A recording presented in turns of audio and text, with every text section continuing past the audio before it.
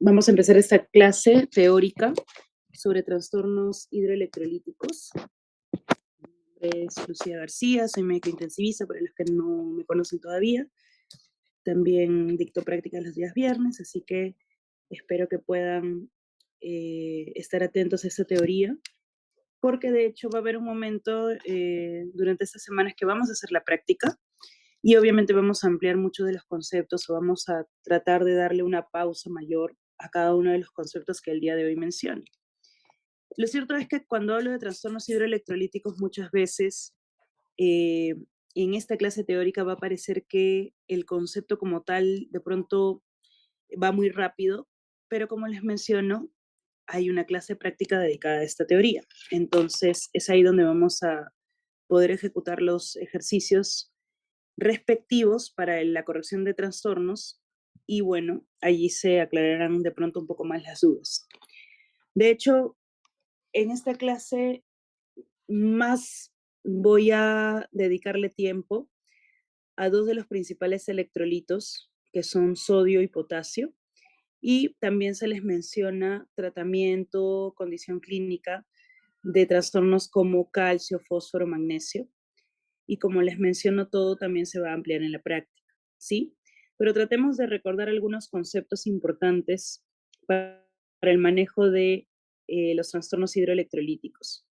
Para empezar, siempre les recuerdo que uno, todo lo que quiera en medicina o que intente uno en medicina corregir, tratar, optimizar, siempre tiene una base fisiológica que luego entiendo como patológica y que en base a eso puedo yo definir o plantear un tratamiento. Entonces, estos conceptos de las primeras diapositivas ustedes ya los conocen y solo les hago recordar que para poder hacer el ejercicio de esta de la corrección de trastornos hidroelectrolíticos uno tiene que recordar conceptos fisiológicos. Por ejemplo, ¿no?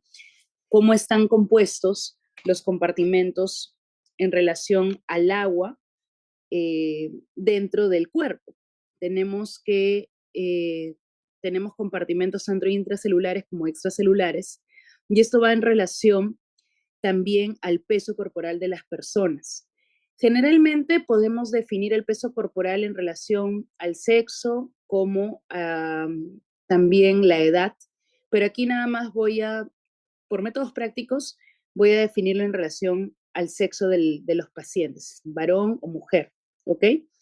Recordemos entonces que cuando yo hablo de peso corporal en porcentajes, al varón le va a corresponder un peso corporal del 60% y a la mujer el 50%, ¿ok? Esto para fines de poder aplicar luego el porcentaje correspondiente en las fórmulas que les voy a presentar, ¿ok? Ese es un esquema en el cual también nos explica, ¿no? O nos da un ejemplo de cómo está distribuido el agua corporal total de acuerdo al sexo, por ejemplo, en este caso de un varón de aproximadamente 70 kilos. ¿Y cómo yo calculo el agua corporal total de esta persona? Pues multiplicando el equivalente del porcentaje por los kilos del paciente. Y es de esa misma forma que también yo podría obtener los porcentajes en relación a al compartimento extracelular como al intracelular, ¿no? Esos son conceptos que ustedes ya conocen. Otro de los conceptos que les quiero recordar es que eh, hay concentraciones diferentes, tanto en el extra como en el intracelular, de acuerdo a los electrolitos. Y estos se clasifican en relación a ser cationes o a ser aniones. Dentro de los cationes más importantes o más significativos de nuestro metabolismo está el sodio, el potasio, el calcio, el magnesio. Y dentro de los aniones, obviamente tenemos otro tipo de sustancias que también se ven involucradas en procesos metabólicos y que en su momento también hay que corregir, pero no son materia de esta clase. Otro de los fundamentos fisiológicos que hay que recordar, o uno de los tantos fundamentos que hay que recordar es lo que se refiere a ósmosis. La ósmosis, recuerden que es el movimiento de agua de un compartimento de menor concentración de solutos a una de mayor concentración de solutos hasta que ambas soluciones se equilibren, ¿ok? Entonces, básicamente va a regirse por el movimiento de agua de un compartimento a otro. Y entonces deriva de ello el concepto de osmolaridad plasmática y de osmolaridad. ¿En qué se diferencian ambos? En el tipo de solución, ¿no? En la osmolaridad hablamos del número de miliosmoles en un litro de solución X, y de osmolaridad estamos refiriéndonos específicamente a 1 kilo de agua.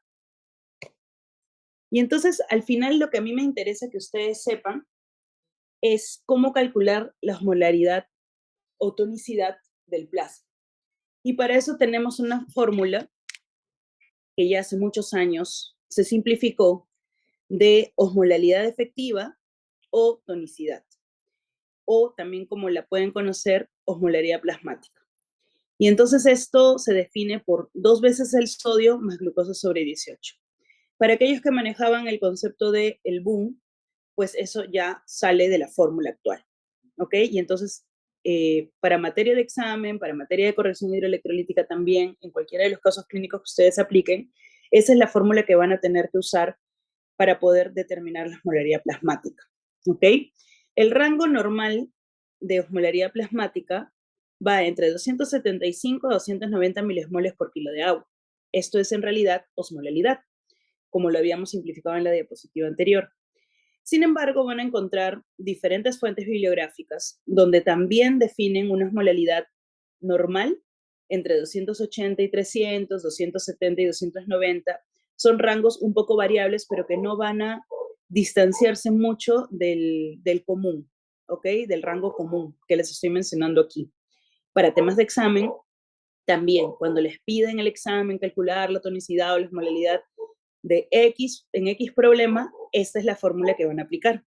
Y hago hincapié porque en el examen definitivamente les vamos a tomar algunas fórmulas, ¿ok? Nada trágico, pero lo básico para que ustedes luego puedan aplicarlo en sus prácticas clínicas. Vamos empezando por el primer electrolito, que surge como el más importante realmente a nivel clínico, ya que da sintomatología que incluso puede llevar a la muerte al paciente y que hay que saber identificar con prontitud. Estamos hablando del sodio. El sodio, cuando obviamente digamos, la función metabólica en relación al volumen efectivo, o hay trastornos a nivel de esta osmolaridad por ya sea un exceso de sodio o una disminución del sodio porque hay de pronto más volumen en agua, va a derivar en lo que son llamadas las disnatremias. Y entonces, cuando yo hablo de las disnatremias, son trastornos electrolíticos, son los trastornos electrolíticos más frecuentes que pueden afectar a un paciente. Dentro de los dos que se suscitan, la hiponatremia es la afectación más frecuente, ¿ok? Y es por eso que en torno a la hiponatremia nosotros vamos incluso a elaborar algunos algoritmos para poder determinar la causa de esa hiponatremia, ¿ok? La hiponatremia entonces se define como un sodio sérico menor de 135 miliequivalentes por litro, porque el valor normal obviamente está concedido, está entre estos rangos que vamos a mencionar, tanto 135 a 145. Por lo tanto, un rango menor a 135 ya es definido como hiponatremia. ¿Y cuál es el mecanismo por el que se genera hiponatremia? Puede ser básicamente por un trastorno a nivel de agua. Y entonces, cuando yo hablo de hiponatremias, se puede haber generado por una ingesta aumentada de agua o por un defecto de la excreción de agua, ¿ok? Y en eso está involucrado hormona antidiurética. Vamos a ir viéndolo de manera un poquito más específica con los algoritmos. ¿Por qué? Porque hiponatremia como tal tiene muchas causas y no les estoy pidiendo tampoco que se memoricen las causas porque son muchas. Sin embargo, sí hay que entender cómo se hace el ejercicio diagnóstico. Eso creo que es lo más importante. Ahora, una vez que nosotros hemos determinado de forma sérica cuál es el valor de sodio y tenemos un valor menor de 135, el segundo paso es determinar la osmolaridad o la tonicidad. ¿Para qué? Para que podamos clasificar nuestra hiponatremia según el valor de la osmolaridad. Puede ser hipotónica, isotónica o hipertónica. Y es aquí donde yo les decía que este valor en algunas bibliografías varía. Aquí, por ejemplo, en este algoritmo tenemos que cuando hablamos de hiponatremia hipotónica es menor de 280. Les decía que para efectos de examen va a ser 275. Y una vez que nosotros hemos valorado la tonicidad u osmolalidad, también tenemos que valorar en relación a la hiponatremia hipotónica, tenemos que valorar la volemia del paciente. ¿Y cómo valoro la volemia? Pues la volemia tiene una valoración clínica, netamente examinando y además recopilando datos básicos de la anamnesis. Cuando yo encuentro un paciente y lo valoro al examen físico, voy a examinar una serie de aspectos que van desde la piel, mucosas, estado de conciencia y todo aquello que respecta al ABCDE que les decía la vez pasada, no vamos a dejar de lado en ninguna de estas clases. Por eso era tan importante que aprendan la minuciosidad que hay que aplicar en el ABCDE en cada una de las patologías. En este caso, entendiendo que, por ejemplo, aspectos como funciones vitales, específicamente presión arterial, frecuencia cardíaca, la observación de las mucosas, piel, nos van a generar una idea de cómo está el paciente. Hay datos incluso en unidades de cuidados intensivos un poco más específicos que nos pueden dar una visión mucho más amplia de si el paciente está hipovolémico, isovolémico o hipervolémico. Y entonces eso va en relación también a los ingresos y egresos que se aplican al paciente, o sea, el balance hidroelectrolítico, ¿ok? O el balance hídrico, para poder simplificar. En caso yo tenga un paciente con características de hipovolemia, por ejemplo, es ahí donde yo voy a poder o tengo que determinar si las causas de esta hiponatremia, hipotónica, hipovolémica, tienen un origen en el riñón o extrarrenal. Entonces, ahí no es muy difícil en realidad. Hasta ahí hemos sido mecánicos y hemos dicho, ok, hay un valor sérico disminuido, tenemos una tonicidad que está en este valor y por lo tanto de pronto encaja en una categoría de hiponatremia hipotónica y voy a valorar la volemia del paciente. Una vez que yo valoro la volemia del paciente, siendo las hiponatremias hipotónicas y hipovolémicas las más frecuentes, debo determinar por qué ha ocurrido este fenómeno en el paciente.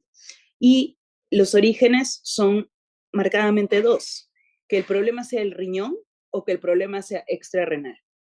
¿Cómo lo compruebo? Podría pedir sodio en orina, ¿no? No todos los hospitales o no todos los centros médicos tienen acceso a este examen o no todos tienen acceso a la rapidez del examen, ¿ok? Pero los que tienen el acceso podrían valorarlo como tal, ya que si yo encuentro un sodio en orina menor de 20, quiere decir que el riñón no es el problema. El riñón está filtrando, está absorbiendo adecuadamente agua y electrolito. Entonces la pérdida probablemente de sodio es extrarrenal. Pero si yo tengo un sodio que se filtra, no se absorbe y obviamente sale a la orina, se evidencia como tal en el residuo, entonces quiere decir que este problema probablemente sea original en el riñón, ¿ok? Y obviamente también podría yo valorar, ¿no? Otros aspectos como el quinto paso, digamos, no es tanto como valorar la osmolalidad, pero sí aspectos, por ejemplo, relacionados netamente ya con hormona antidiurética o netamente si he descartado todo lo anterior con condiciones psiquiátricas y tal, si es que, digamos, sale o excede de los valores que he planteado previamente en el algoritmo. Pero con el paso 4, muchas veces es suficiente para encontrar el problema. Entonces, aquí les planteo nuevamente un algoritmo que resume, digamos, la parte más importante del esquema anterior. Y es que yo definía una osmolaridad, perdón, una hiponatremia. Segundo paso, definía la osmolalidad. Y de acuerdo a la osmolalidad, yo también voy a tener ciertas causas más frecuentes, ¿no? En el caso, por ejemplo, de una hiponatremia hipotónica y ya valorando la osmolaridad urinaria, esto, por ejemplo, regido no solamente por netamente osmolaridad urinaria, sino también por sodio en orina, puedo ver en este esquema que me dan otra herramienta de trabajo para encontrar, digamos, las causas más frecuentes, ¿no? Pero en el primer esquema me parece mucho más práctico hacerlo por pasos. Muy bien, ahora, no olvidarse, y esto sí es siempre pregunta de examen, y siempre se olvidan este paso cuando resuelven los problemas, es que cuando yo tengo una hiponatremia, también va a haber una variación en relación al valor de la glucosa. Entonces, no se olviden que cuando yo tenga hiponatremia en un paciente que tiene un dosaje de glucosa, debo ver si debo corregir este valor de sodio sérico en relación a la glucosa. Por lo tanto, yo manejo aquí dos conceptos en esta diapositiva. Primero, que hay una fórmula para corregir sodio en relación a glucosa, ¿ok? Y esa es la fórmula. Sodio corregido es igual al sodio real o el sodio que he medido más 0.016 por la resta de glucosa sérica menos 100, ¿ok? ¿Esto qué quiere decir? Que el sodio va a disminuir su valor 1.6 mil equivalentes por cada 100 miligramos que aumenta la glicemia por encima de 100, ¿ok? Eso no se lo olviden. El sodio disminuye 1.6 mil equivalentes por cada 100 miligramos que va a aumentar la glicemia sobre un valor de 100. Vamos a ejemplificarlo por aquí. Vamos a ver, no creo que no tengo un ejemplo. Eso lo podríamos aplicar también en la práctica, pero digamos que para quien no recuerda la fórmula, ¿ok? El cuadro celeste que define esta fórmula es importante que no se la olvide, ¿ok? Por ejemplo, vamos a hacerlo verbal como tal. El sodio real, ¿no? Que yo tengo, vamos a pensar que es 120, ¿ok? 120, que es el sodio sérico, vamos a aplicar la fórmula en un paciente que tiene una glucosa sérica de 300, ¿ok? 300 es un valor que, según la explicación, estaría 2 veces aumentado por encima de 100, ¿ok? O sea, 2 veces 100. Entonces, si yo aplico la fórmula, voy a tener primero que reemplazar el sodio real 120 más 0.016 por glucosa sérica, que es 300, menos 100. O sea, finalmente yo termino multiplicando 0.016 por 200. Eso me da 3.2, ¿ok? Y el sodio real que he planteado es 120. Entonces sería 120 más 3.2. El sodio corregido es 123.2. Como les menciono, si yo no recuerdo la fórmula, tengo que entender el concepto. Si yo tengo un sodio de 120, ¿ok? El que he medido, y sé que si mi glucosa está en 300, o sea, excede 2 veces el valor de la glicemia sobre 100, yo debo decir o plantear lo siguiente. La doctora decía que el sodio medido, ¿ok? Disminuye 1.6 mil equivalentes por cada 100 miligramos de glucosa que aumenta sobre 100. Si estoy teniendo un sodio de 120, quiere decir que el sodio que estoy midiendo está 3.2 mil equivalentes por debajo del valor real, ¿verdad? Porque por cada 100 baja 1.6. Por lo tanto, estoy comprobando lo que me dice la fórmula. Mi sodio real es 123.2, porque ese es el valor que se debe corregir en base a la glucosa de 300, que ha aumentado 2 veces sobre 100. No se preocupen si esto todavía tiene, digamos, alguna duda, porque esto lo vamos a ejecutar como tal en la práctica, ¿ya?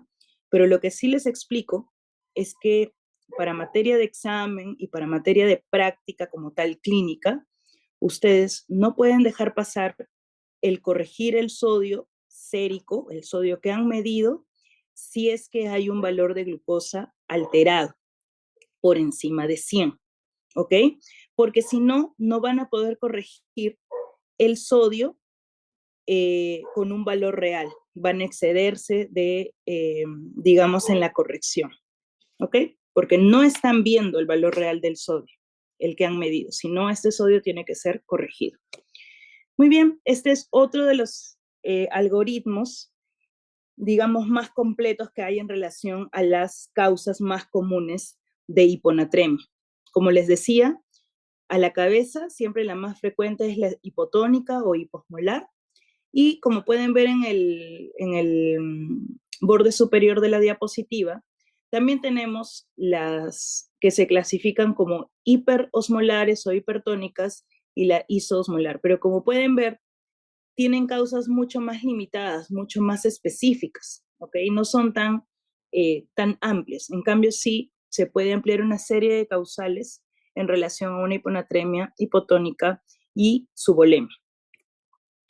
Muy bien, otro de los aspectos que uno debe tener en cuenta para corregir una hiponatremia es el tiempo de evolución de la misma. Yo hablo de una hiponatremia aguda cuando sé que es menor a 48 horas y hablo de una hiponatremia crónica cuando sé que es mayor de 48 horas. Y si ustedes me preguntan, doctora, pero llega un paciente y de pronto no sabe definir el tiempo que tenía los síntomas o no sé cuál era su último sodio, de pronto tiene un sodio sérico evaluado el año pasado. Entonces, no es que todo el mundo llegue a las emergencias pues con su sodio sérico en la mano. Pues en este caso, cuando yo no sé cuánto tiempo de evolución tiene la sintomatología como tal, debo asumir que es crónico, ¿ok?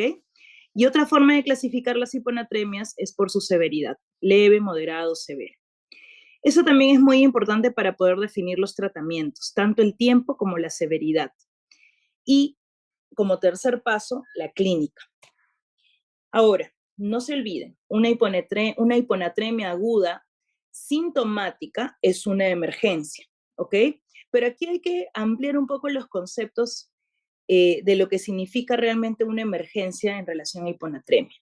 Cuando yo hablo de una hiponatremia aguda, claro, estoy hablando de una sintomatología que ha desarrollado en menos de 48 horas, y cuando hablo que es sintomática, me refiero a síntomas graves, a síntomas que incluso pueden comprometer la vida del paciente. Y a la cabeza son estado de coma y convulsiones.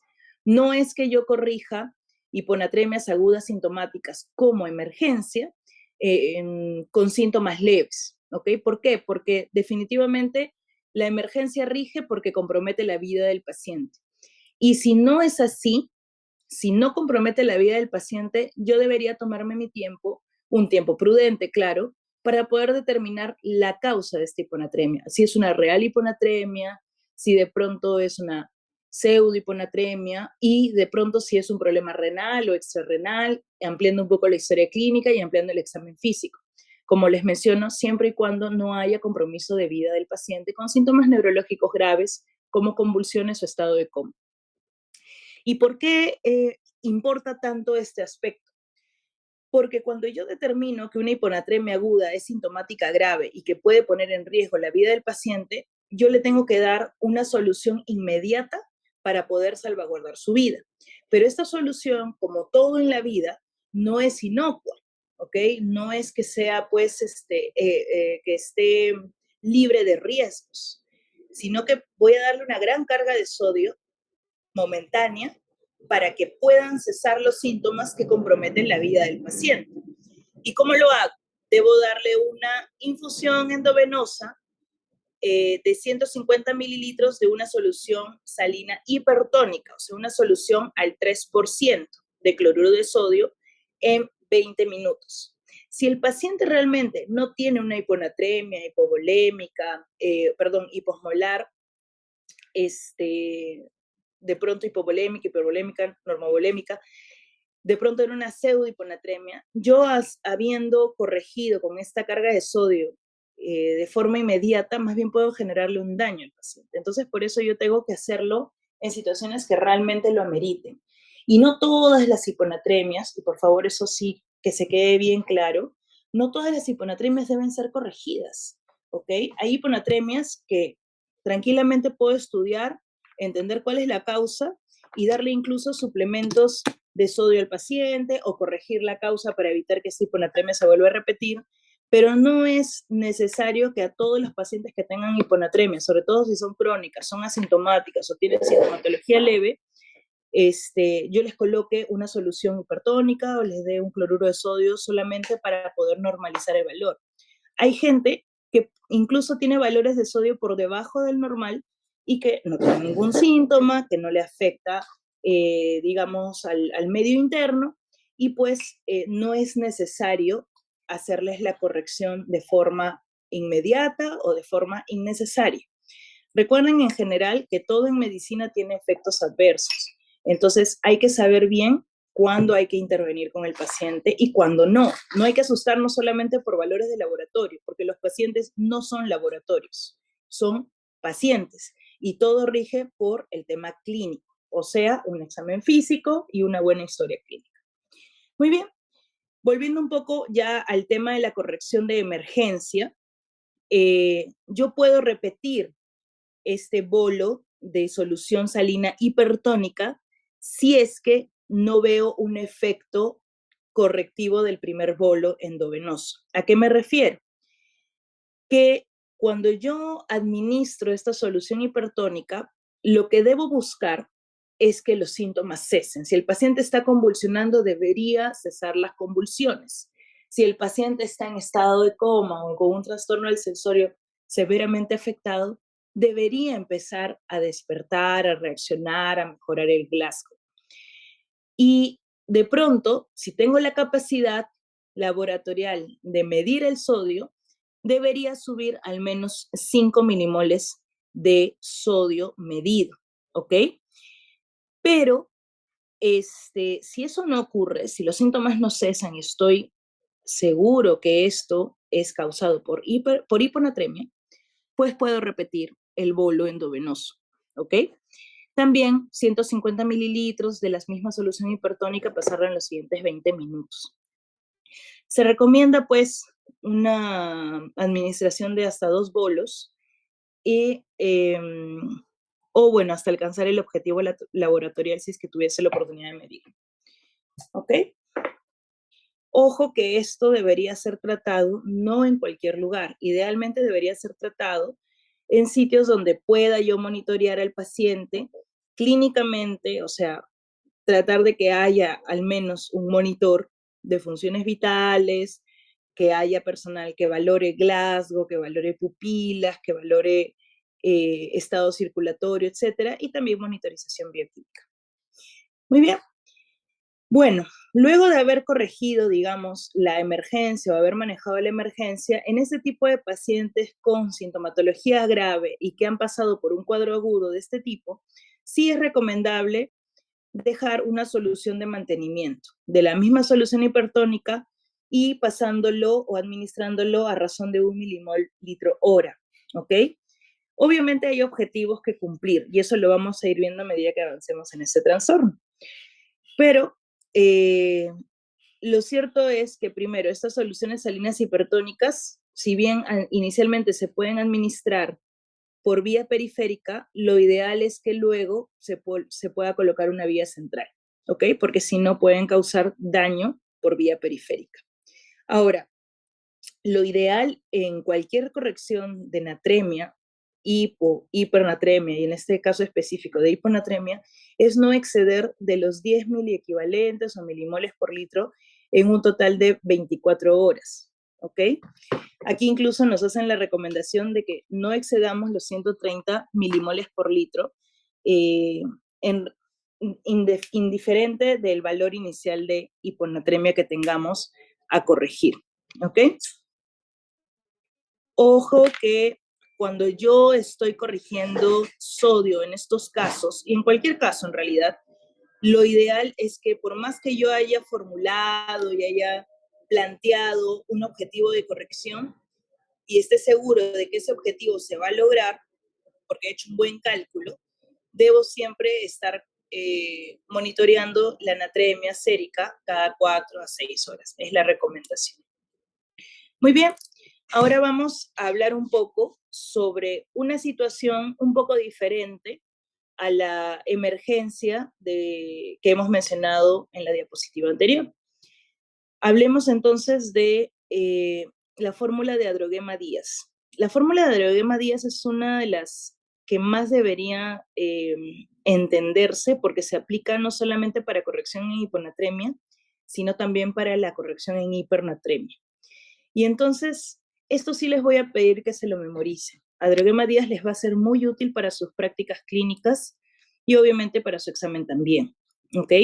Cuando yo hablo de la fórmula de Adroguema-Díaz, hablo de una fórmula que voy a aplicar cuando precisamente me da el tiempo de calcular cuánto es que voy a corregir de sodio o cuánto es lo que el paciente necesita de solución para corregir el sodio que tiene o que he medido. ¿Ok? No es para efectos de la emergencia. Recuerden que en la emergencia he mencionado el uso de solución salina hipertónica en 20 minutos, una solución en bolo de 150 mililitros. Y esto es muy diferente.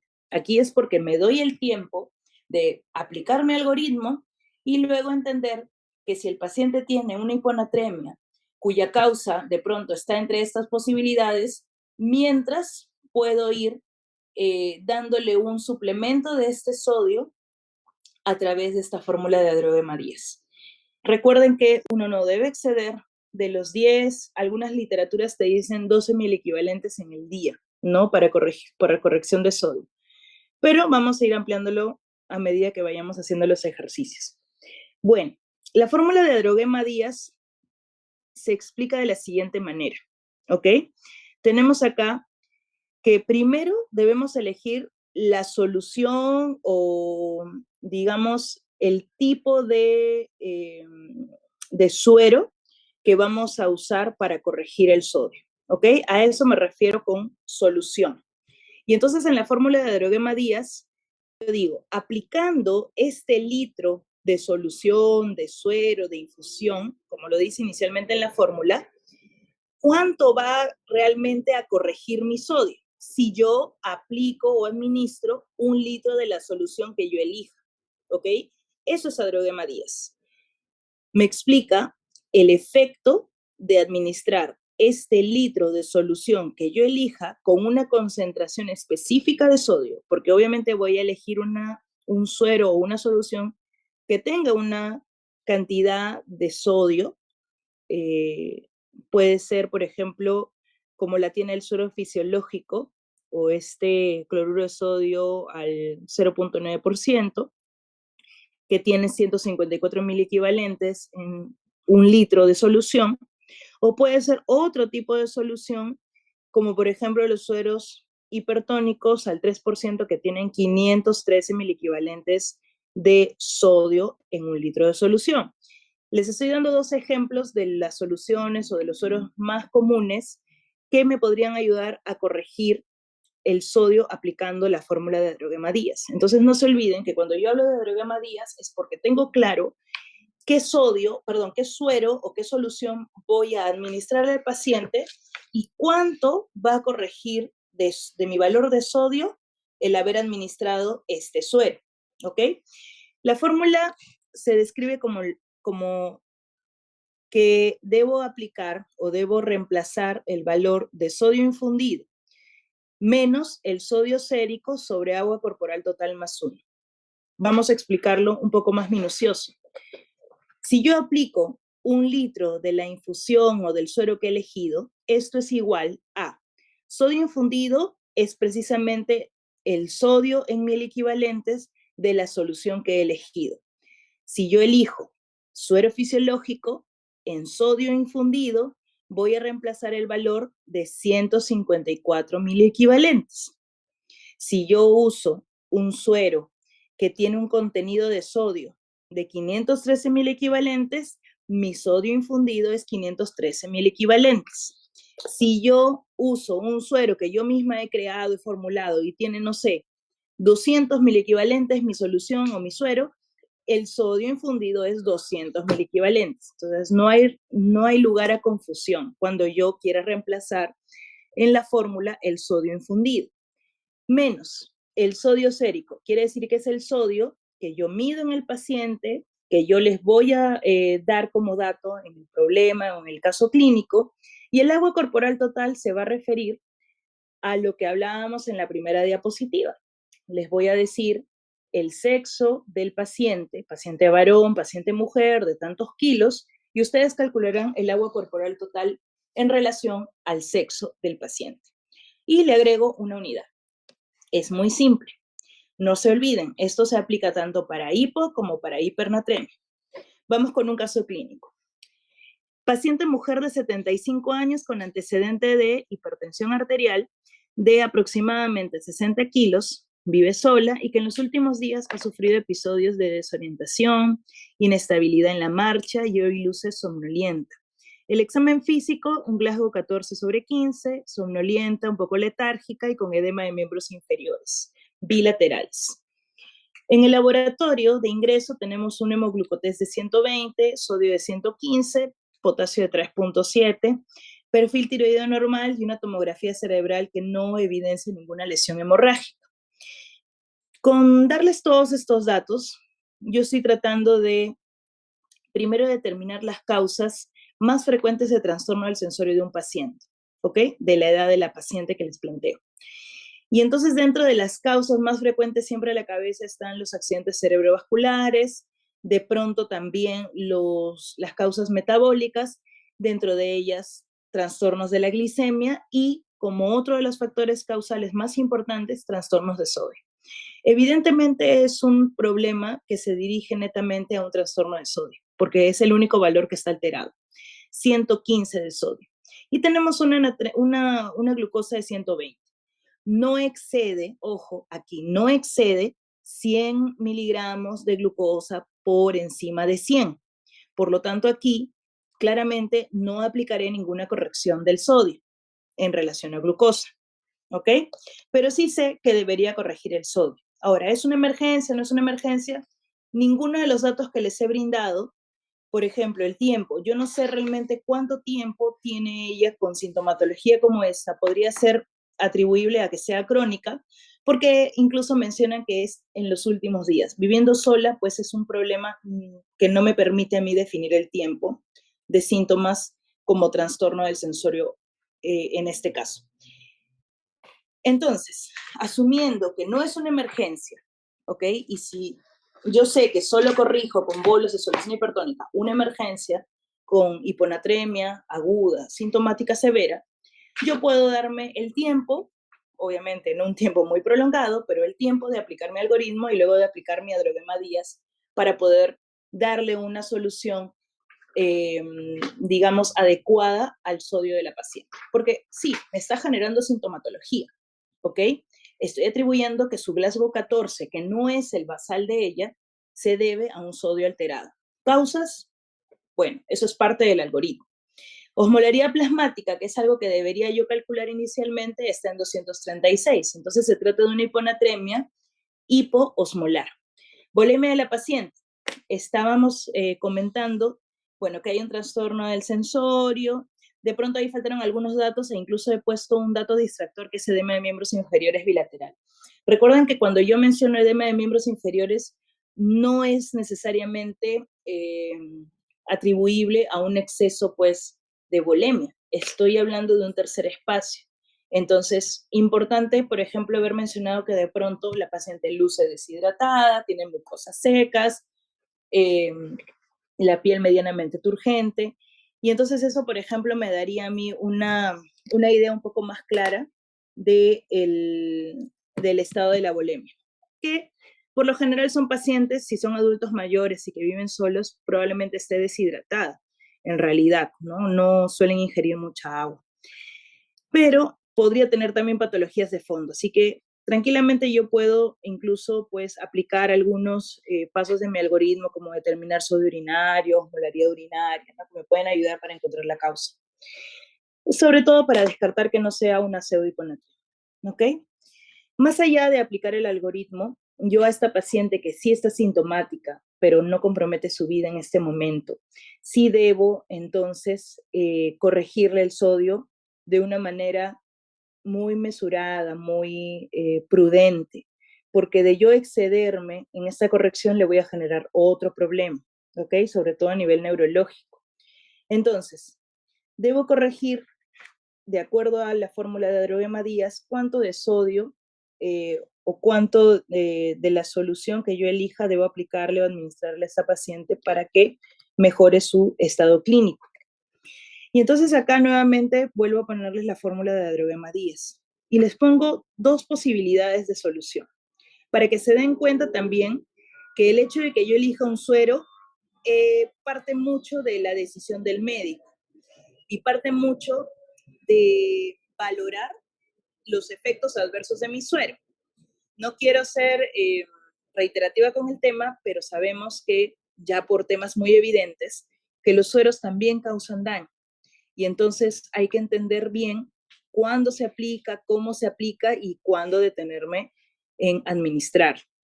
Ahora, primer ejemplo, si yo, por ejemplo, quisiera corregir el sodio de esta paciente en 24 horas, ¿ok? Con suero fisiológico, vamos a pensar que yo elijo mi cloruro de sodio al 0.9%, que contiene 154 miliequivalentes. Vamos a ver cuántos litros o cuánto de la solución necesitaría yo para que mi sodio suba a mi objetivo. ¿Cuál es mi objetivo? Yo les decía que cuando yo corrijo sodio en hiponatremia, no debería excederme de 10 miliequivalentes en 24 horas. ¿Qué quiere decir? Que si está en 115, yo no debería excederme de un valor de 125 en 24 horas. Pero nunca hay que ser tan, digamos, extremos o pegados al límite superior, ¿ok? ¿Por qué? Porque si bien yo le estoy administrando algo basado en una fórmula, hay también factores externos que podrían darle una variación al sodio sérico. Ejemplo, alimentos que también contienen sodio, cantidad de agua que yo le dé a la paciente, medicación. De pronto esta paciente no solamente tiene un sodio bajo y esa es la causa de su hiponatremia sintomática, sino también puede estar infectada. Y entonces va a haber factores como, por ejemplo, que la enfermera le administre a la paciente el antibiótico en suero fisiológico. Ahí también le estoy aportando sodio. Entonces, hay muchas maneras en las que yo le aporto sodio o electrolitos en general a un paciente. Por lo tanto, la fórmula de Adroguema-Díaz me va a estimar cuánto necesito de la solución para poder corregir el sodio de acuerdo a mi objetivo, pero entonces yo no puedo formular con un objetivo en el límite superior permitido.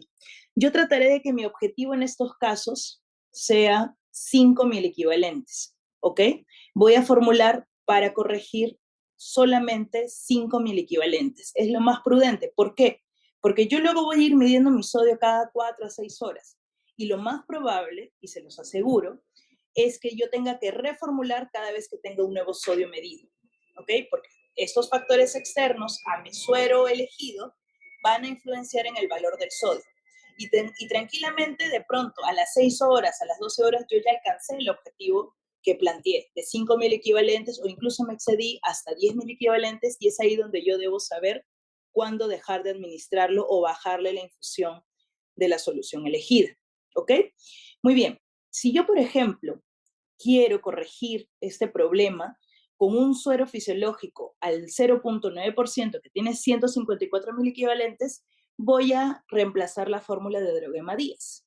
Sodio en un litro de infusión es igual a 154 mil equivalentes, que era el sodio infundido, menos 115, que es el sodio medido, sobre 30, que es el agua corporal total de esta paciente, ¿ok? Ella pesaba 60 kilos, ¿no? Se supone que es 0.5 por 60, 30. Sale 30 el agua corporal total para ella, más 1. Si yo resuelvo esta fórmula, el resultado es 1.25 mil equivalentes por litro. ¿Cómo se interpreta? Se interpreta que si yo le administro un litro de suero fisiológico a esta paciente, mi sodio va a subir 1.25 mil equivalentes por litro. Si yo le administro 2 litros, subirá 2 veces 1.25 y así. Pero lo que yo quiero no es subir 1.25. Claramente les decía yo al inicio que lo que quiero es plantear un objetivo de corrección. Mi objetivo de corrección en este caso va a ser 5.000 equivalentes. Entonces, voy a hacer una regla de 3 simple, porque si yo sé que un litro de suero me sube 1.25, ¿cuánto de volumen del suero me subirá? 5.000 equivalentes. Hago una regla de 3 simple, 1 por 5 sobre 1.25. Y entonces me resulta que si yo quiero corregir 5.000 equivalentes con suero fisiológico a esta señora, tendría que usar aproximadamente 4 litros en 24 horas, lo cual resulta absurdo, ¿ok? Quiero que se den cuenta de eso, porque por más que la fórmula sea exacta y me haga interpretar el valor como tal, yo no puedo excederme de administrar un suero sabiendo que esta es una paciente, por ejemplo, de 75 años, que de pronto más bien lo que voy a lograr es que el exceso de suero pase al intersticio y no se quede como volumen efectivo intravascular y que le genere más efectos adversos que benéficos a la paciente, siendo incluso una paciente no solo de 75 años de edad, sino también en un contexto de hipertensión y que seguramente por los edemas bilaterales de miembros inferiores tiene cierto componente de patología cardíaca de fondo. Entonces, uno tiene que valorar clínicamente al paciente y entender que 4 litros de sodio en 24 horas, pues es un exceso, no es lo más correcto. Y entonces digo, ok, no puedo aplicar suero fisiológico, ¿qué otro suero aplico? Algo que tenga de pronto más contenido de sodio infundido. Para eso tengo una solución de suero fisiológico, perdón, de cloruro de sodio al 3%, solución hipertónica que contiene 513 mil equivalentes. ¿Ok? Y entonces por eso les pongo el ejemplo de acá abajo. Si uso en este caso y reemplazo en adrogema Díaz 513 mil equivalentes como sodio infundido menos 115 sobre 30 más 1, esto me va a dar resultado 12.8 mil equivalentes por litro.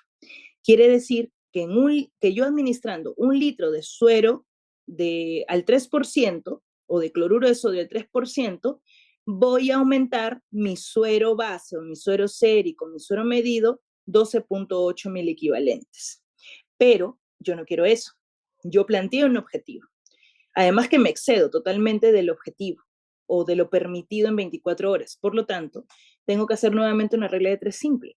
Si un litro de suero me corrige 12.8 mil equivalentes, ¿cuánto de la solución que he elegido me corregirá solo 5? Y entonces, por regla de 3 simple, si yo solamente quiero corregir 5.000 equivalentes, tendría que usar nada más 390 mililitros de esta solución que es al 3% en 24 horas. Conclusión, con este suero que tiene más sodio infundido, puedo usar menos volumen que le beneficia mucho más a la paciente porque no recibirá un exceso de cloruro con riesgo de irse al intersticio y podrá corregir, de acuerdo al objetivo planteado, su trastorno electrolítico. ¿Ok? Esto lo vamos a ampliar en clase, no se preocupen. Ya es para poder practicarlo una y otra vez hasta que se acostumbren, pero tienen que aprenderse de memoria adroguemalinas. Muy bien, ahora, esta diapositiva en realidad es algo muy personal, muy particular. La idea de formular soluciones de cloruro de sodio es algo que puede crearse, ¿ok? Cuando yo hablo de una solución, por ejemplo, hipertónica al 3%, yo no la venden en la farmacia. No es que yo ya vaya a mi farma y diga, dame una solución al 3. No.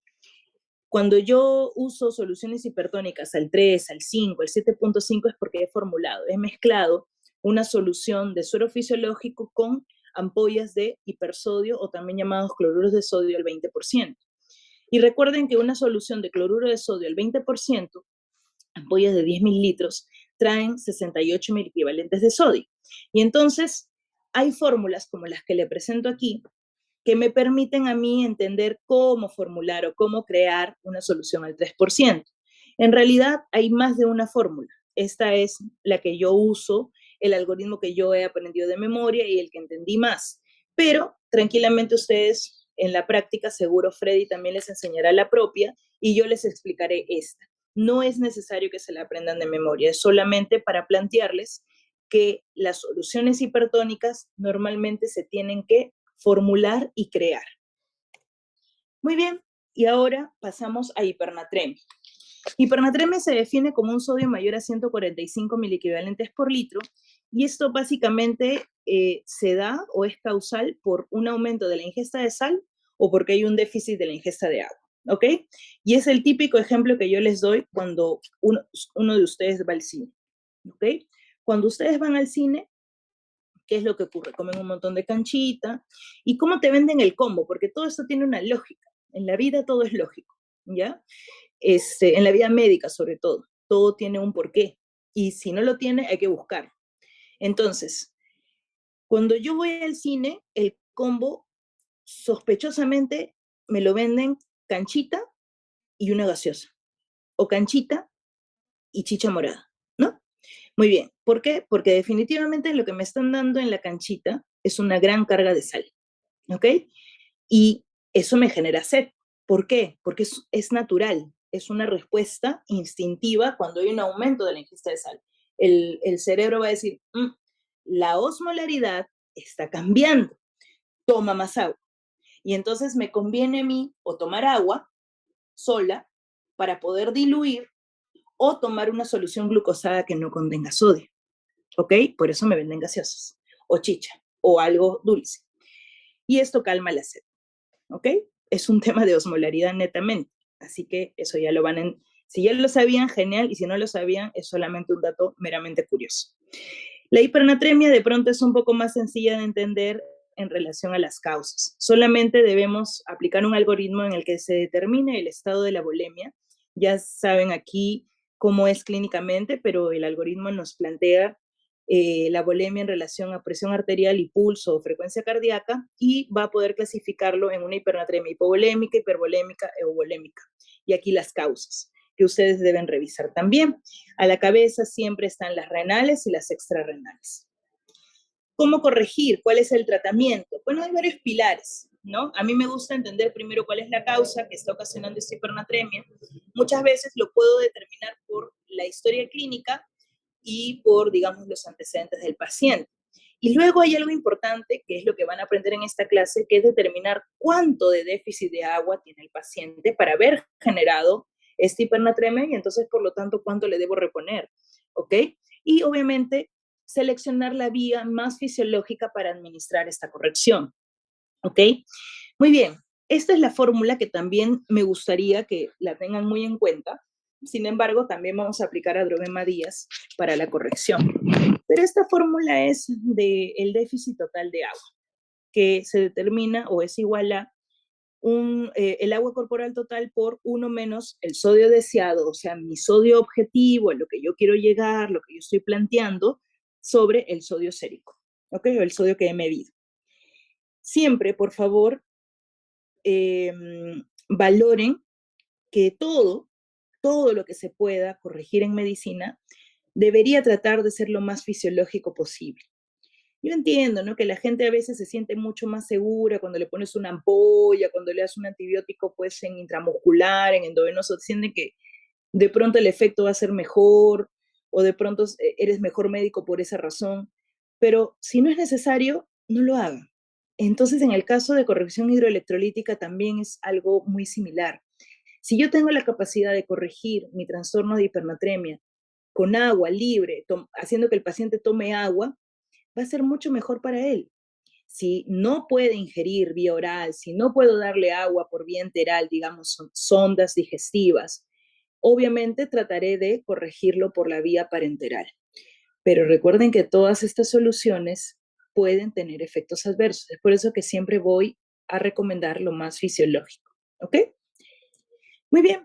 Paciente mujer de 70 años con antecedente de una demencia leve desde hace 5 meses. Peso 70 kilos, vive en casa con su hijo. Hace 24 horas, y aquí también aplica el tiempo de evolución de una hipernatremia. Puede ser aguda o crónica, también regido por las 48 horas. Hace 24 horas, refieren, presenta mayor inestabilidad para la marcha y mayor cuadro confusional. Es llevado a emergencia y le encuentran, dentro de toda la batería de exámenes que le hacen, nada de esto comprometía la vida de la señora, un sodio en 160 y el resto es negativo. Por lo Tanto yo podría atribuir que la causa de su trastorno neurológico agudo es una hipernatremia. ¿Cómo sé cuánto de déficit de agua tiene? Aplico mi fórmula de déficit de agua. Entonces, no se olviden, agua corporal total por 1 menos el sodio que quiero alcanzar sobre el sodio que medí. Siempre planteo mi objetivo. Siempre puedo llegar hasta 10 miliequivalentes en 24 horas, pero yo soy prudente y como voy a estar midiendo sodio cada 4 a 6 horas, solamente plantearé mi sodio de corrección a 5 miliequivalentes. ¿Ok? Por lo tanto, agua corporal total, mujer de 70 años con 70 kilos, 0.5. Me sale 35 por 1 menos el sodio que yo quiero, al que quiero llegar, mi sodio objetivo. Si ella tiene 160 y quiero bajar 5 mil equivalentes, será 155 sobre el sodio medido, que es 160. Esto resulta en 1.4 litros de déficit de agua. ¿Qué quiere decir?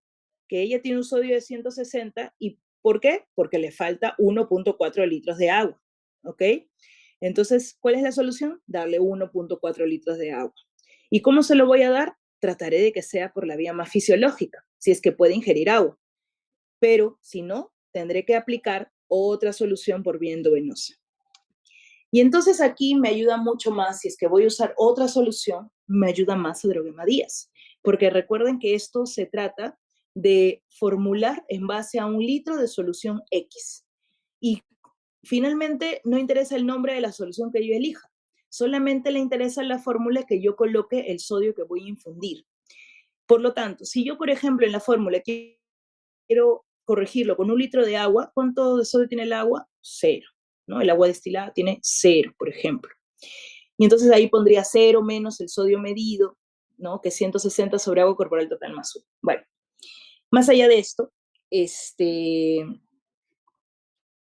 más allá de esto, vamos a ver, bueno, esa es la fórmula que les he planteado, igual está el ejemplo, ¿no? He puesto que sodio infundido, vamos a decir que el litro es de agua, 0 menos 160 sobre 35 más 1, ¿ok? Ahí me he olvidado del más 1, es igual a menos 4.5 miliequivalentes de sodio. ¿Cómo se interpreta este valor? Quiere decir que por cada litro de agua que yo le dé a esta paciente, bajará 4.5 miliequivalentes de sodio, ¿ok? Pero yo necesitaba que corrija 5. Hago mi regla de 3 simple. Igual, 1 litro es a 4.5, ¿cuánto es a 5? ¿Ok?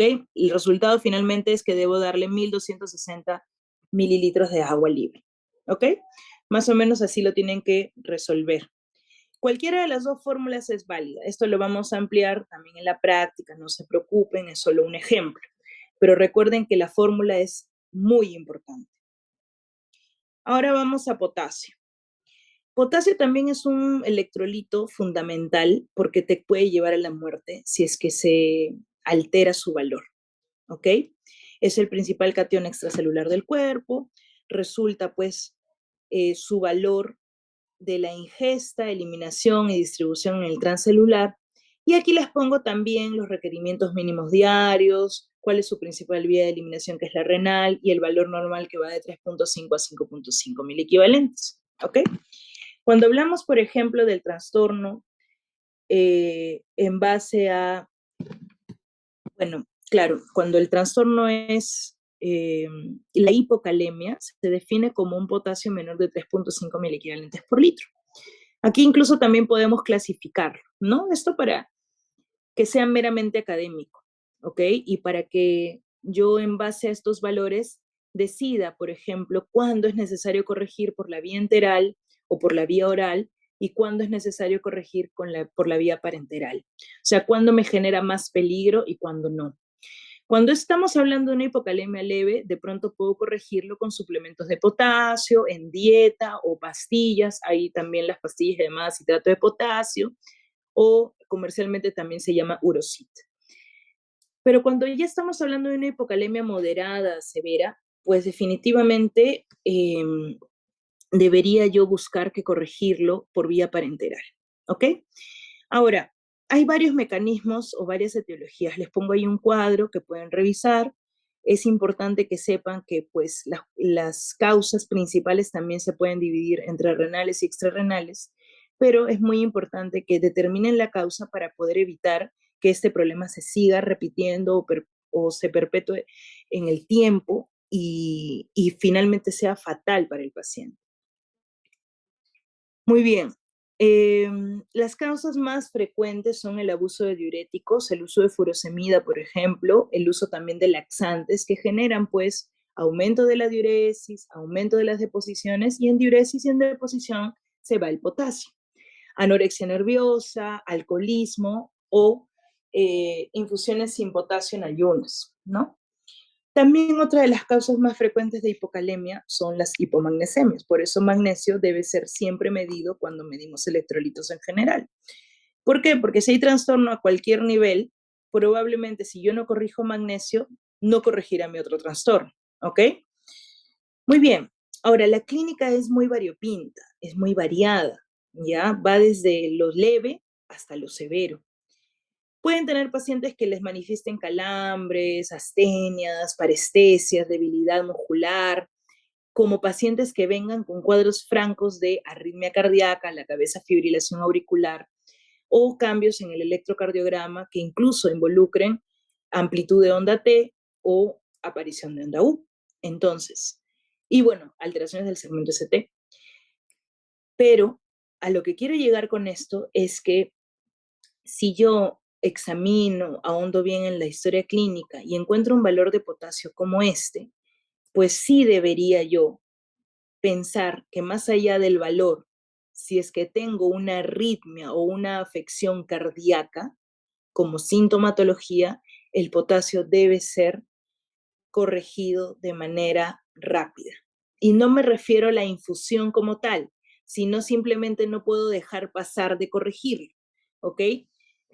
Eh, y no puedo dejar tampoco de estudiar la causa de hipocalemia. ¿Por qué? Porque si ya me ha generado, independientemente del valor del potasio que yo encuentre, me ha generado trastornos a nivel cardíaco, esto lo pone al paciente en mayor riesgo de sufrir afectaciones más severas a la larga si es que no logro corregir el potasio. Muy bien, ahora el diagnóstico también se puede aplicar como un algoritmo, es importante que lo revisen, no es necesario que se lo memoricen, pero aquí planteo algunas causas en relación a cómo, digamos, hay ciertos puntos en el circuito, ¿no? De asimilación o eliminación del potasio en los que podría haber fallos y de pronto no estar teniendo un funcionamiento adecuado y eliminar más potasio o de pronto retener más potasio. Pero no es necesario que se la memoricen, es para que puedan entender nada más la función. El diagnóstico es básicamente clínico, ¿ok? Y lo que sí debería descartar es pseudo hipocalemia, que se da básicamente en las leucocitosis extremas. A la cabeza, siempre tratar de determinar la causa. ¿Por qué? Porque la causa básicamente se rige porque hay un defecto en el aporte de potasio o hay una pérdida excesiva del mismo. No hay más ciencia. Es muy sencillo. ¿Ok? Ahora, eh, cuando hablo de pérdidas, puedo hablar de pérdidas renales o extrarrenales. Eso tampoco se olvide. Muy bien. ¿Cómo hago para corregirlo? Ya les decía que por vía oral, si lo puedo corregir por vía oral, mucho mejor. ¿Tengo a la mano pastillas para eso? Las tengo. Ya les mencioné citrato de potasio, también el bicarbonato de potasio, y se puede dar 3 veces al día, 2 veces al día, de acuerdo al nivel de hipocalemia que tenga. Pero si yo tengo intolerancia oral, tengo sospecha de que hay ilio paralítico por hipopotasemia, o tengo hipopotasemia moderada, grave, o ya tengo, independiente del valor del potasio, presencias de arritmia, infartos o digitalización, es mejor hacerlo por vía parenteral. Y cuando yo entiendo que hay que corregir un electrolito, y sé con qué lo voy a corregir, porque todos conocemos de pronto las ampollas de reposición de potasio, también hay ampollas de reposición de fósforo, de calcio, de magnesio, para todo hay una ampolla, una solución, un suero.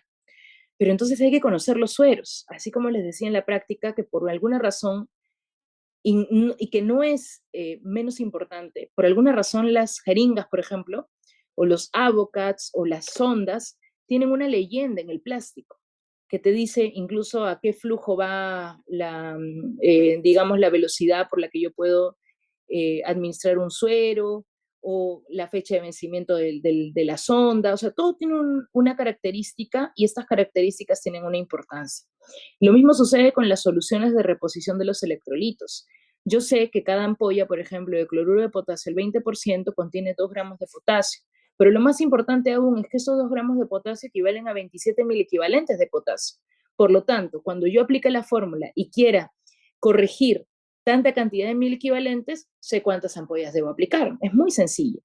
Ahora, lo cierto es que cuando yo corrijo potasio, solo puedo corregir 20 mil equivalentes como máximo, ya 27, digamos, o sea, una ampolla de cloruro de potasio, el 20%, por vía periférica. Lo demás se tiene que corregir por vía central, porque esto sí causa en mucha frecuencia flebitis. ¿Ok?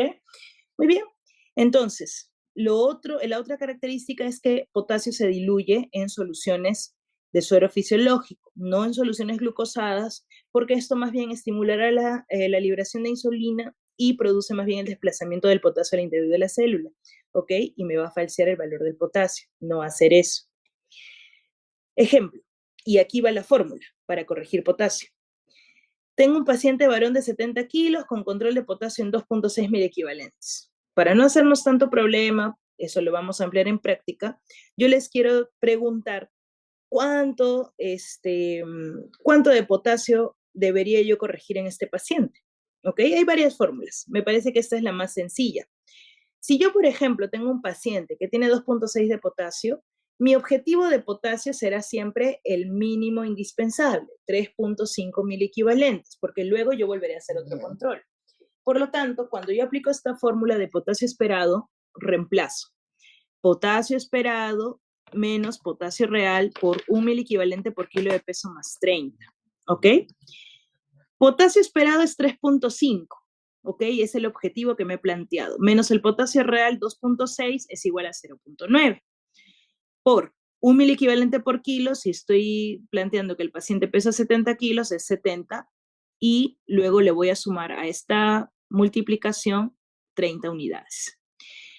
0.9 por 70 más 30. Eso es igual a 93 miliequivalentes. Eso es lo que yo debería reponerle al paciente para poder llegar a mi potasio objetivo, a mi potasio esperado. ¿Pero cuánto es 93 mil equivalentes? Para eso me sirvió mucho saber cuántos mil equivalentes tiene una ampolla de cloruro de potasio el 20%. Si cada ampolla tiene 27 mil equivalentes y necesito reponer 93, pues serán 3.4 ampollas. ¿Ok? 3 ampollas son 90, ¿no? 3.4, digamos, es el valor exacto de ampollas que yo necesito para reponer mi potasio hasta 3.5, ¿ok? Y en esto también hay que hacer un control de los electrolitos después de la reposición. ¿Por qué? Porque también puede haber variación en relación a la orina, en relación a medicación externa que le coloque, o a deposiciones, o a dietas. Entonces hay que entender bien ese mecanismo. Aquí hay otras fórmulas para déficit de potasio, ¿no? Potasio normal menos potasio actual por 0.4 por kilo de peso, es para saber cuánto de potasio le falta al paciente. También me parece importante que se la aprendan, acá lo estoy resaltando con el mismo ejemplo, me refiero que potasio normal, o sea, 3.5, digamos como mi potasio objetivo, menos en este ejemplo les pongo más bien un paciente con un potasio de 2.4, lo resto y por 0.4 por 70 kilos, que es lo que supuestamente pesa este paciente. Al final me sale que el déficit de potasio son 30.8 equivalentes de potasio. Por lo tanto, con una ampolla y media, yo podría tranquilamente darle lo que le falta. ¿Ok?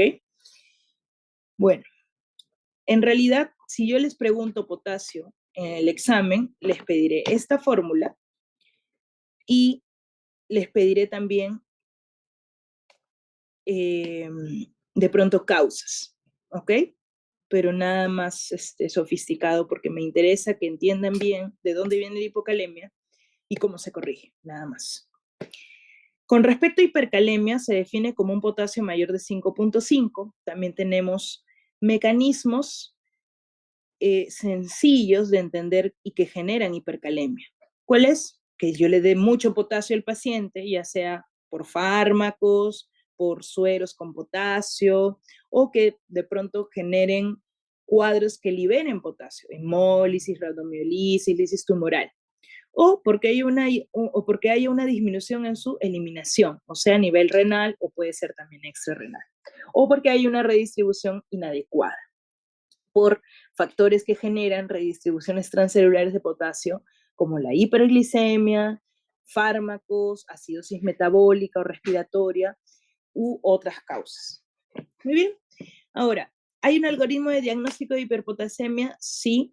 No es materia específicamente de la clase, pero me gusta plantearlo porque me genera varias causas de acuerdo al tipo de filtrado glomerular, por ejemplo, si es que la afectación fuese renal. Hay que revisarlo solamente para entender de dónde podría venir la causa de hipercalemia. Aquí les muestro otro cuadro dándoles a entender que es importante que sepan de dónde viene ese exceso de potasio, por un exceso de aporte o por un exceso de eliminación, o por una falta, perdón, de eliminación. Muy bien, acá lo que es cierto es que necesito que fijen este concepto. La hipercalemia, así como la hipocalemia, son cuadros que pueden llevar al paciente a la parada cardíaca, ambos. Y no me voy a regir solamente por el valor de potasio, porque pueden haber hipercalemias que como tal, sin llegar a valores aparentemente severos, pueden generar ya trastornos electrocardiográficos y eso ya los hace severos, ¿ok? Pero hay ciertos parámetros que me indican más severidad que otros. Por ejemplo, un potasio más de 8, pues me debe prender todas las alertas para corregirlo, o cuadros de hipercalemia que tengan debilidad muscular severa, porque esto me va a llevar a la parada respiratoria también, no estoy hablando solo de músculos de la pierna o del muslo, sino músculos respiratorios, o que ya tenga hipercalemia con cambios electrocardiográficos independiente del valor del potasio. Son potencialmente peligrosos para la vida y requieren tratamiento inmediato. Y cuando yo hablo de tratamiento inmediato, es claramente aplicar todos los tratamientos posibles para evitar este desenlace fatal. Ahora, bueno, en general los pacientes que entran a una unidad crítica, cuando ingresan como tal, independientemente de la afectación, normalmente nosotros hacemos control electrocardiográfico. Sin embargo, cuando yo tengo en estos casos claros de trastorno de potasio o trastornos de calcio también, debería ser obligatorio hacer un trazado electrocardiográfico. Obligatorio, porque como les digo, a veces aparecen arritmias, bloqueos, infartos y, bueno, cosas que te pueden llevar finalmente a la parada cardíaca con un valor de potasio que de pronto dices, ay no, pero es en 5.6. Sí, pero de pronto este paciente lo ha generado de forma tan aguda que finalmente lo puede llevar a la parada más rápido que el que tiene 8 de forma crónica y que se dializa, ¿ok? Entonces, tengan mucho cuidado con eso. A todos hay que hacerles electrocardiograma cuando tengo trastorno de potasio. Ahora, en el tratamiento yo les voy a pedir que analicen muy bien estos cuadros. Estos dos cuadros que les planteo son lo mismo, ¿ya? Pero son muy importantes porque me dan o me proporcionan no solamente el tratamiento en base al efecto que hace, o sea, su mecanismo de acción o a qué nivel actúan, sino también me van a dar la dosis, en cuántos minutos se ve el efecto, la duración del efecto y finalmente, pues, el mecanismo como tal, ¿ok? ¿Qué tratamientos tengo? Primero a la cabeza, los antagonistas o los estabilizadores de membrana, ¿no? Sobre todo hablando de membrana cardíaca. Debo usar gluconato de calcio al 10%, 10 a 20 mililitros, la ampolla viene de 10 mililitros. Recuerden que esto es sumamente importante porque evita el daño de potasio en la membrana cardíaca, ¿ok? También me plantean que podría usar soluciones hipertónicas, pero es un poquito más incierto. Igual lo plantean como una posible solución, pero para estabilizador de membrana siempre vamos a tener gluconato de calcio. Como medicamentos, ya el otro grupo, que puedan capturar potasio, ¿ok? Promover la captura del potasio hacia la célula, tenemos insulina con glucosa, o sea, esas son soluciones polarizantes, se le llaman, donde yo administro ambas juntas y esto va a permitir que el potasio se reabsorba mucho más rápido. También tengo bicarbonato, que es otra alternativa de tratamiento, y tengo también a la cabeza el salbutamol. El albuterol, bueno, a veces no se encuentra ya, pero salbutamol podría usarlo en nebulizaciones. ¿Y qué otras alternativas tengo para remover el potasio del cuerpo? ¿Ok? Para sacarlo, para eliminarlo. El Kayexelate, que a veces, bueno, no hay en todos los hospitales, pero podría usarlo. Y como definitivo, incluso en refractariedad, la hemodiálisis. Y es algo que yo debo valorar en estos casos cuando veo que utilizo todo, el gluconato de calcio, los betagonistas, las soluciones polarizantes, los diuréticos, bicarbonato, y no pasa nada, el potasio sigue igual, y eso que tengo que ir midiendo potasio a medida que también aplico mis tratamientos. Tengo que hacer nuevos controles electrocardiográficos. Si esto en un periodo de 6 horas que estoy dando tratamiento no corrige, debería yo plantear la posibilidad de diálisis por el riesgo de que siga aumentando y genere parada en el paciente. Estos dos cuadros son los que yo tomo en el examen, no de memoria, pero sí necesito que ustedes sepan qué se usa y de pronto por qué se usa. No les voy a pedir a ver cuántos mililitros, no, en cuánto tiempo hace efecto, no, eso uno lo va aprendiendo a medida que lo va viendo. Pero me interesa más que tengan claro qué usar cuando tengan un cuadro de hipercalemia. Muy bien, para poder terminar ya en breves, vamos a hablar un poco de calcio, fósforo y magnesio. Calcio es sumamente importante también porque es uno de los electrolitos que en el 99% se encuentra en huesos, tiene funciones a nivel neuromuscular, contractilidad cardíaca, coagulación, mineralización ósea, procesos hormonales también en la paratiroides, y hay que entender nada más cuál es su valor normal y recordar que el 40% de nuestro calcio plasmático está unida a proteínas, el 6% está unido a fosfatos y el 54% de nuestro calcio es iónico, o sea, ese no está unido a proteínas. Por lo tanto, cuando yo mido calcio, debería medir el iónico para poder tener una mejor aproximación de corregirlo. ¿Por qué? Porque si mido el calcio sérico nada más, voy a tener que corregir su valor con albúmina. No se corrige el calcio sérico solo, se corrige solamente, el valor de calcio iónico cuando lo tengo. Y si yo mido calcio sérico, debo primero corregir su valor en relación al valor de albúmina. Hay fórmulas, algoritmos, en aplicaciones, en las páginas web que te corrigen esto automáticamente. Muy bien, entonces, obviamente el aporte de calcio se da en la dieta, se absorbe en el duodeno, en el yeyuno, eso es importante saberlo porque ahora hay, hay que entender en pacientes quirúrgicos, postquirúrgicos, que de pronto el calcio no se va a absorber bien y que finalmente terminan con trastornos de calcio que generan sintomatología. Yo he tenido pacientes que han llegado a la UCI con convulsiones. ¿Y cuál era el antecedente más importante? Pues que habían sido operados reiterativamente de intestino, tenían síndrome de intestino corto y nadie sabía por qué estaban convulsionando. ¿Y por qué? Porque ya no absorbes calcio. Calcio te puede generar convulsiones, la falta de él. Muy bien. Cuando hablamos de hipocalcemia, hablo de un calcio sérico menor a 8.5 milimoles por litro, o 2.1 milimoles por litro, y calcio iónico menor de 4.6 miligramos por decilitro, ¿no? En milimoles también lo podemos definir. Eso de acuerdo al laboratorio, ¿ya? Eso lo pueden definir tranquilamente por gasometría o por la medición como tal de laboratorio que ustedes elijan.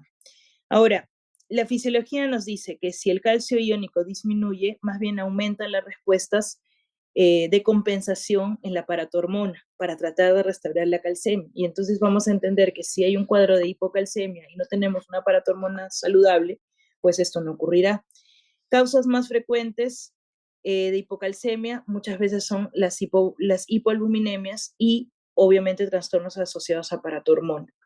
La clínica es variopinta también, va desde lo asintomático hasta pacientes que tienen signos de Chebostec, de Trousseau, son signos clínicos clásicos, espasmos laringios o convulsiones, como les decía.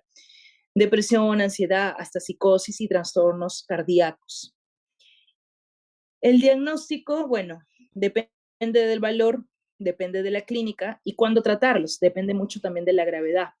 Yo debo tratar los síntomas, debo tratar la agudeza del problema. Entonces, en relación a ambas cosas, a tanto síntomas como la agudeza de presentación, yo diré esto se corrige por vía oral o por vía parenteral.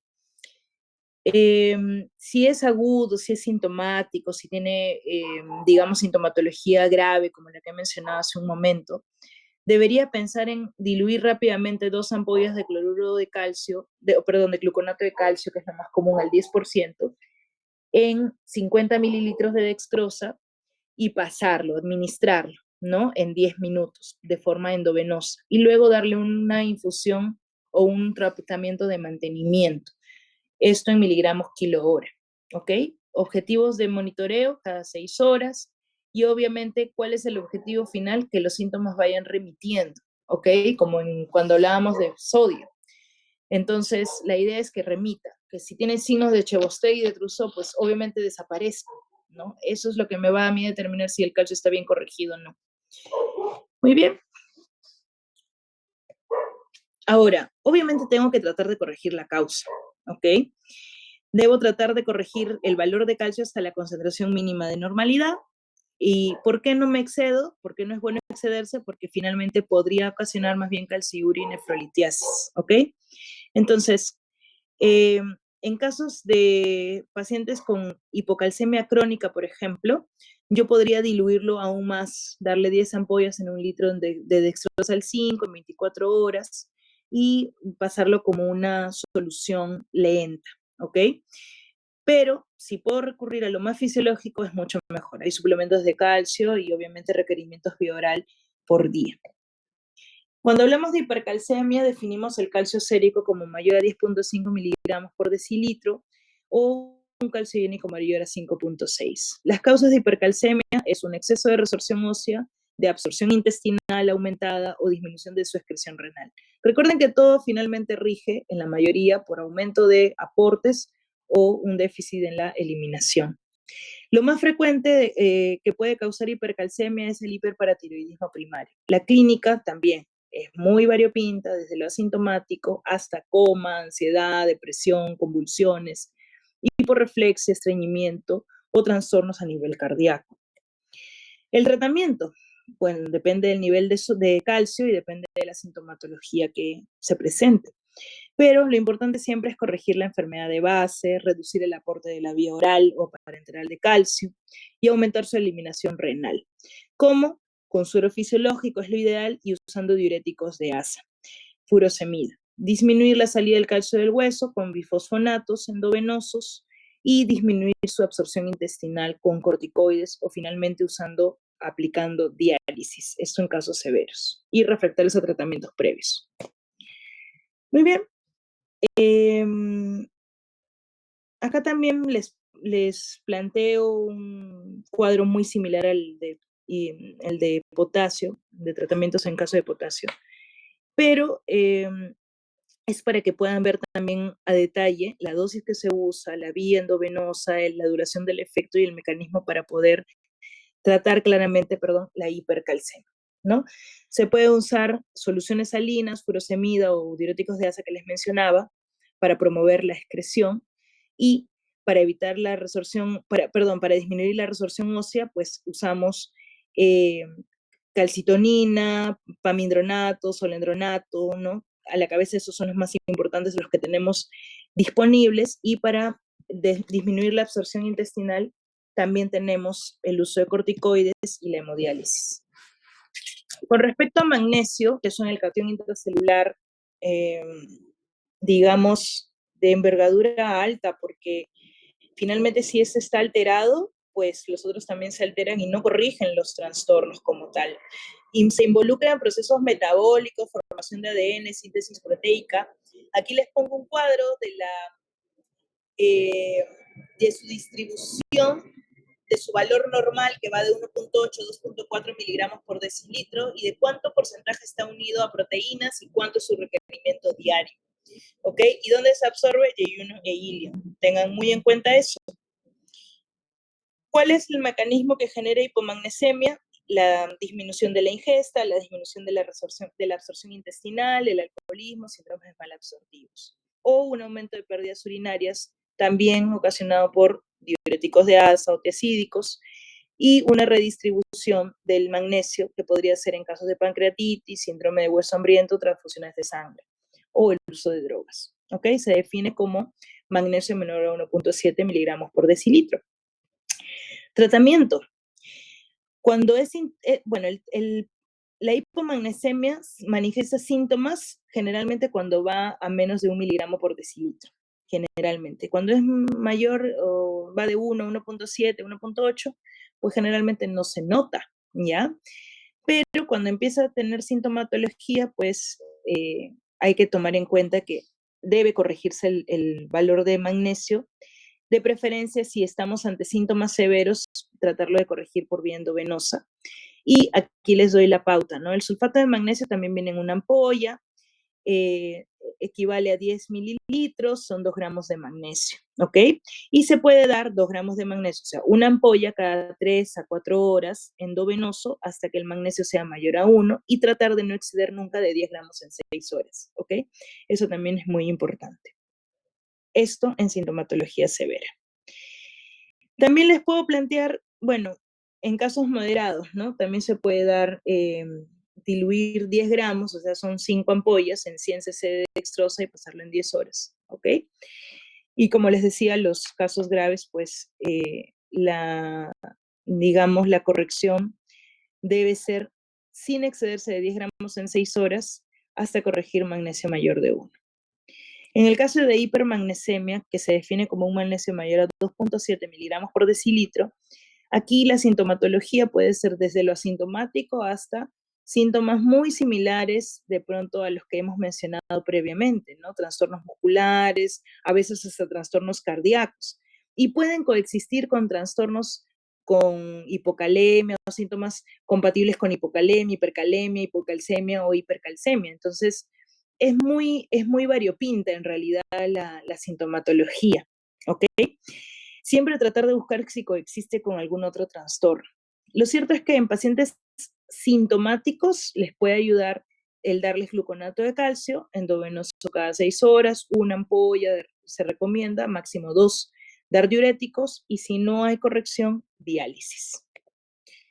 En relación al fósforo, que es el último elemento que vamos a conversar, bueno, es un componente esencial de los ácidos nucleicos, membranas fosfolipídicas, y finalmente, más interesa que ustedes entiendan que el fósforo se involucra también en el movimiento de músculos respiratorios. Pacientes con insuficiencia respiratoria empiezan a consumir fósforo, y si hay déficit del mismo, pues el funcionamiento muscular no es eficiente.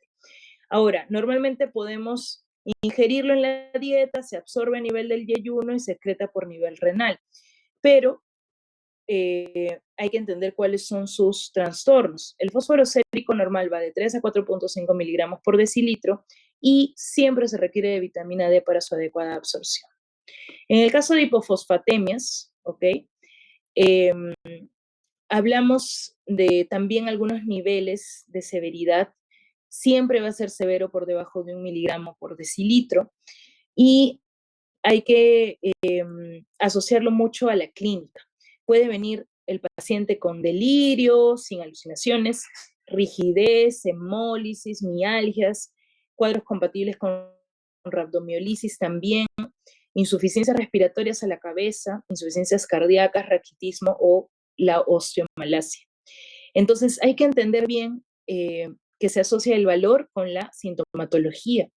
También la hipofosfatemia puede ser un factor importante en la sepsis porque se consume como un reactante de fase aguda también, o en pacientes alcohólicos. Se asocia a una mayor mortalidad y, bueno, las causas de hipofosfatemia básicamente son una disminución de su absorción intestinal o un aumento de su pérdida en la orina.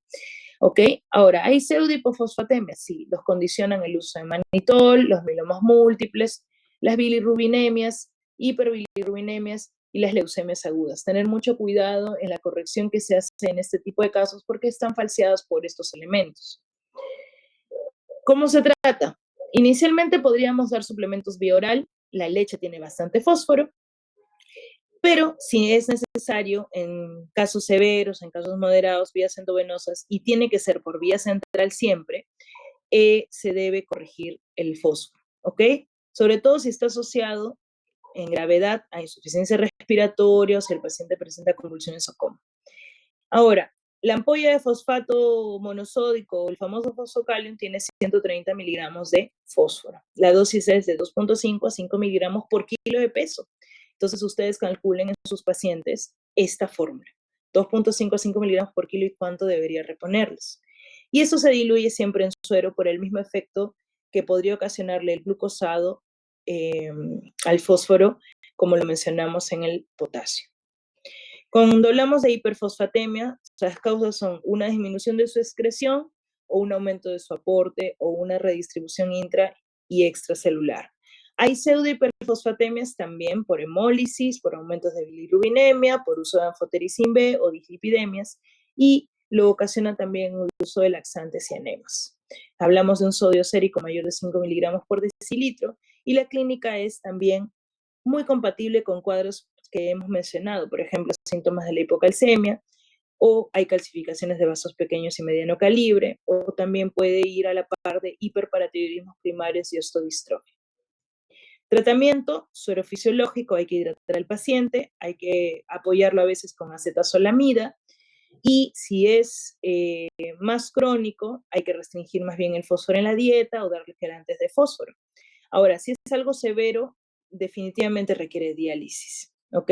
Sevelamer es lo más frecuente de dar en pacientes que tienen hiperfosfatemia crónica, en valores moderados, severos, que incluso se dializan y que mantienen un fósforo alto. Muy bien, vamos a ver, vamos a volver a la conversación con ustedes. Voy a volver a activar el... A ver, muy bien, ¿alguna pregunta? ¿Alguna duda? Como les decía, no es un tema que se pueda hablar solamente en una clase. Se va a hacer una práctica y ahí es donde cada profesor de la práctica va a poder explicar aún mejor cómo corregir cada trastorno. Y esto finalmente les he dado las especificaciones generales, pero está sujeto muchas veces a la clínica de los pacientes. Y eso es lo que vamos a de pronto ampliar en las prácticas. ¿Cuándo es realmente necesario? ¿Cuándo no lo es? ¿Alguna pregunta?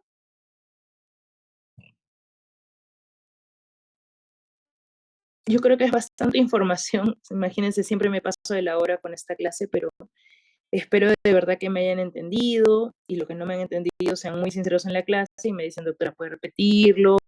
En la práctica yo lo voy a repetir encantadísimo, porque para mí esto incluso fue un tema muy complejo de entender a lo largo de muchos años. No espero que se lo aprendan de memoria ni lo entiendan en una hora, pero sí, por favor, estén muy atentos a lo que les he dicho de que se va a tomar en el examen. En los exámenes de paciente crítico no se toman las preguntas para fastidiar al alumno. Se le toman con el objetivo de que el alumno entienda que si se lo estoy preguntando es porque este concepto sí lo tiene que tener claro para su práctica clínica y de aquí para toda la vida. Esa es la idea. Sí, con todos los exámenes es el mismo concepto. No tomamos por gusto las preguntas, sino porque justo ese concepto es el que necesito que sí se memoricen para la vida. ¿Ok? Muy bien. ¿No hay preguntas? Aquí terminamos. Ustedes dirán.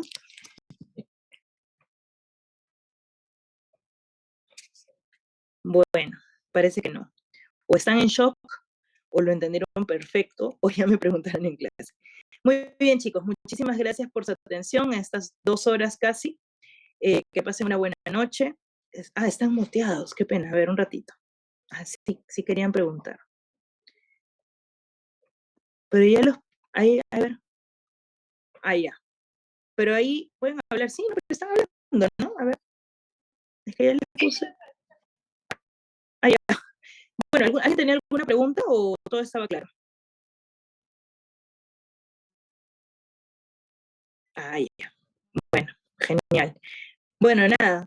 Espero de verdad que